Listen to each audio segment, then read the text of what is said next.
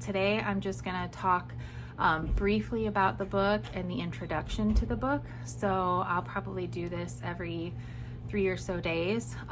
The book I'm going to do is called The Sum of Us: What Racism Costs Everyone and How We Can Prosper Together. It's written by Heather McGhee. This book is incredibly beneficial. It is very factual. Of course, there is opinion interlaced into the book. I think we need that. I think we need to hear that.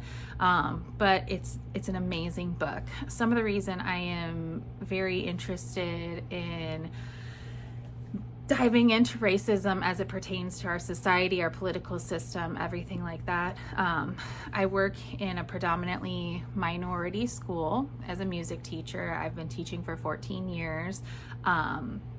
For me to be the best teacher I can be when I'm working with minority students, I have to do the research. I have to look at biases in our systems, biases within myself. Even the most in tune white folks, I would guarantee we all have biases, and it's important that we address those, that we are looking for those in ourselves so that we can be better. And then in addition, I have 2 children that I'm bringing along with me in this journey, and my husband, of course. My younger son, Michael, is 4 years old. My older son, Lemire, is 14, and he is a young Black man. So in order for me to try to be the best mom I can be, I have to look into these issues. I have to, arm myself with as much knowledge as possible. And I would hope that everybody is interested in learning things like this. I didn't know a lot of this information when I really started digging deep into this journey, I would say about 10 years ago. So I'm just going to do a little, what did I find in the introduction to be incredibly important? Just kind of pose some questions to you. I would love to have some discourse on this page, so feel free to share your opinions. Try to be polite in sharing opinions. But like I said, The Sum of Us by Heather McGhee. She opens up the introduction with just, a deep question. She says, why can't we have nice things? So just think about, what are some of the things that you think we deserve as tax-paying citizens? Just, take a moment. If you want to pause and think about that, then great. When I think about this, I think about healthcare, quality public education, quality colleges that are either free or at a rate that people can actually afford, reliable public transit. So this is what I'm thinking of when it's like, why can't we have nice things? Why can't we all live and earn money in a way that we can pay our bills and feed our families without worry? Why can't we have that? She talks about how, we might be surprised by this, that the largest group of uninsured and impoverished Americans are white Americans. Now, it disproportionately affects Americans of color. So you're thinking about this, of course, there are more white people in the country as of right now, but our number is more. And it disproportionately, that means the percentage is higher for our minorities. Why are we okay with this? In the 2000s bankruptcy and foreclosure rise, Heather McGhee worked for a company called Demos. In fact, at this point, I believe she's already obtained her law degree, and she might be the president of Demos, or she's on her way to that path. Demos is an advocacy organization. They do research. They try to find ways to promote equality, right? So she's talking about how she's doing this research, this meaningful research about why are we having so many people experiencing bankruptcy and foreclosure. It is disproportionately affecting minorities, but it is affecting a large population of poor and middle class white folks as well. And then what can we do to solve these problems? And they're coming up with this so that they can present it to Congress, right? And so what she shares is that they present all of this information, and Congress actually makes the rising debt problem worse. Why do they do this? Well, number one, lobbying.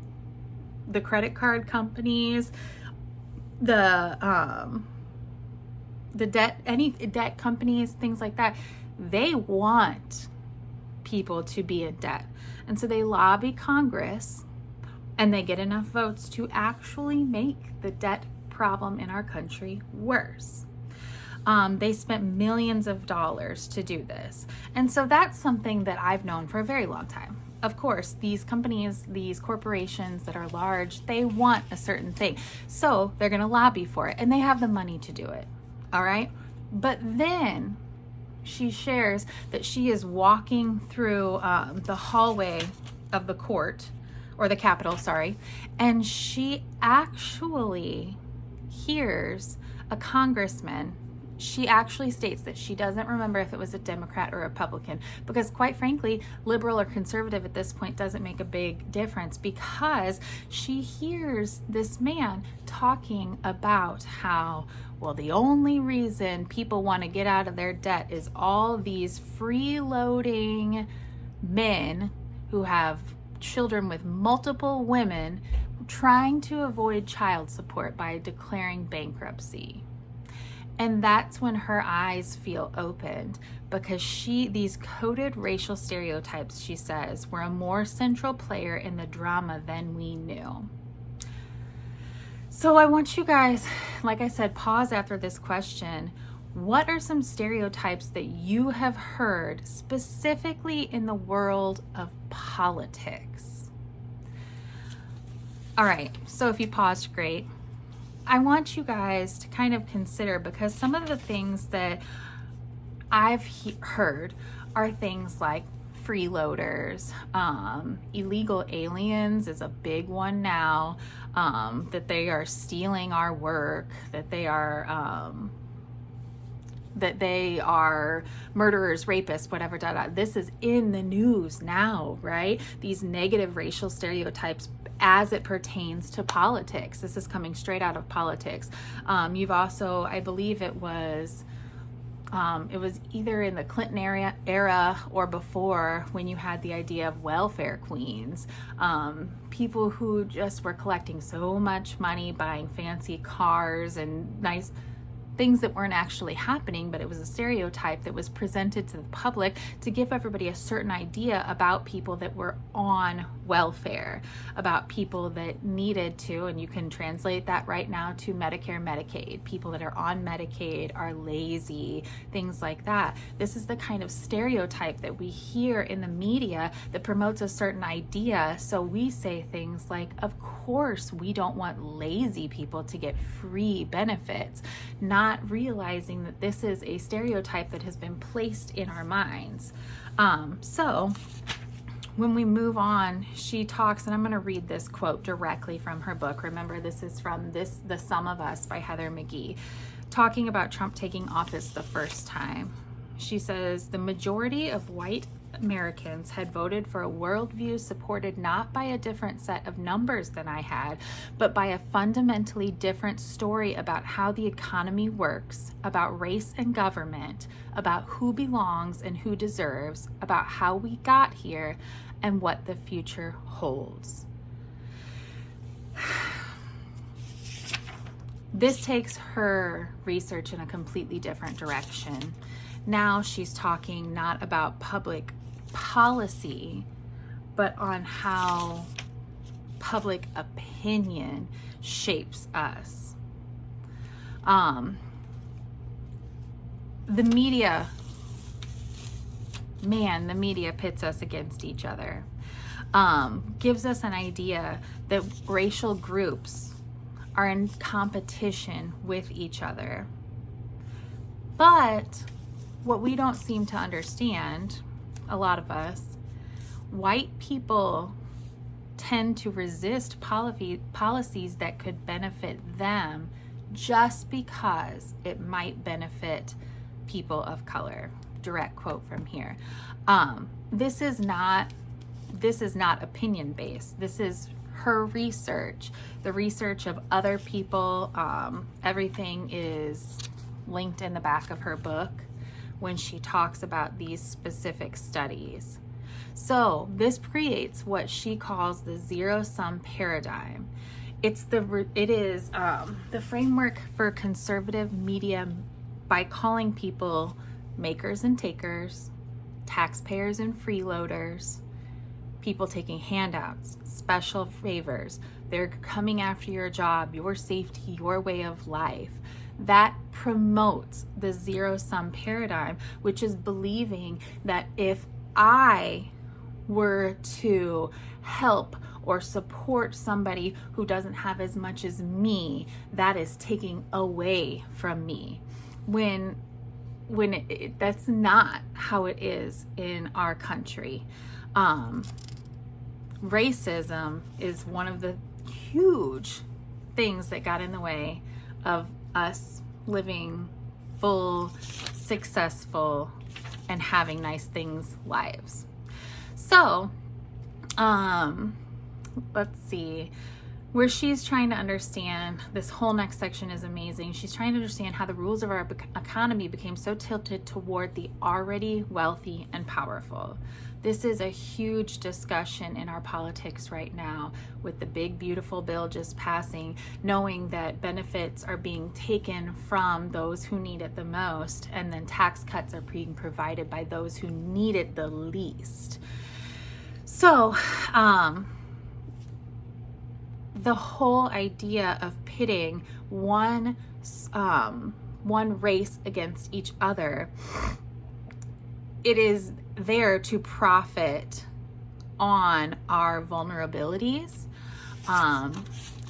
to provide fear for us, and to make us think that we cannot work together because we have something more than those who look different than us. She really explores this idea in the next chapter, which I'm extremely, or in the first chapter really, extremely excited to share with you. Like I said, this is not an easy book to read, but it says, just to give you something to finish on, to this day, the wealthy and the powerful are still selling the zero-sum story for their own profit, hoping to keep people with much in common from making common cause with one another. So think about that. Who does it benefit to have us, who are all middle to lower class at this point, in disagreement with each other? Who benefits from that tension? Who benefits from that disorganization, the lack of support? Because that can kind of lead us in the path of how to fix where we have started. So I hope that you are at least a smidge interested in this book. One more time so that you can see it, The Sum of Us, What Racism Costs Everyone, and How We Can Prosper Together by Heather McGhee. Excellent book. I'm going to try to make this about an every 3-day post. So if you want to get this book and read with me, the chapters are not terribly long. And the next time I come back, I'm going to do a little study on chapter 1.